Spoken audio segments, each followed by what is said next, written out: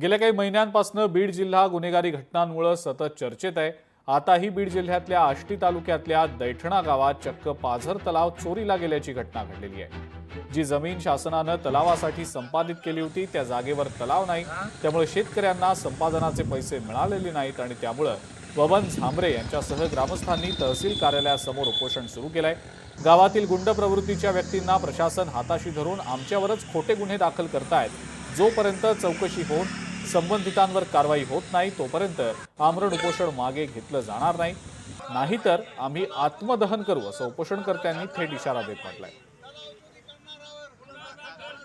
आवाड एका ठिकाणचा झालाय आणि तलाव एका ठिकाणी दाखवला शासनाने। त्यामुळे शेतकरी 20 वर्षापासून ह्याच्यासाठी लढा देतात। बबनांना झांबरे म्हणून 30 वर्ष झाली ह्या गोष्टीसाठी लढा देतात, पण अधिकारी दाखवतात एक करतात एक आणि त्याच्यामुळं तलावच नाही।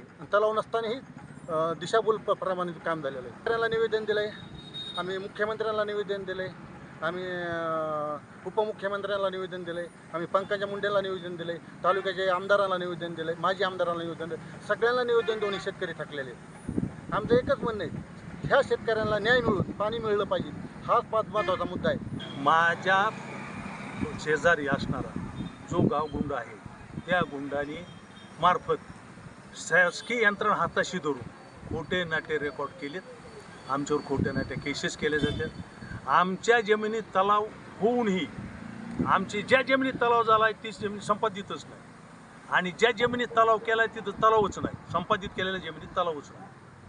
अशी मिळून तिकडे 1 हेक्टर 1-2 आरमध्ये तलाव आहे, ती पीक नाही, त्याचा मोबदला नाही, त्याचं काहीच नाही। आता वादळाने झाड पडलंय, तो म्हणतो ही झाड माझं आहे आणि पोलिसने आमच्यावरच गुन्हे दाखल केलेत। आम्ही असं म्हणून उपोषण आहे की बाबा त्या 1000 फुटात त्याची जमीन दाखवा, तो जमीनच त्याला नाही त्या 1000 फुटात, तर झाडं त्याची कशी?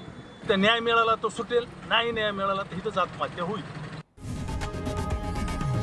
लोकशाही मराठी ऐका, पहा, जागरूक रहा।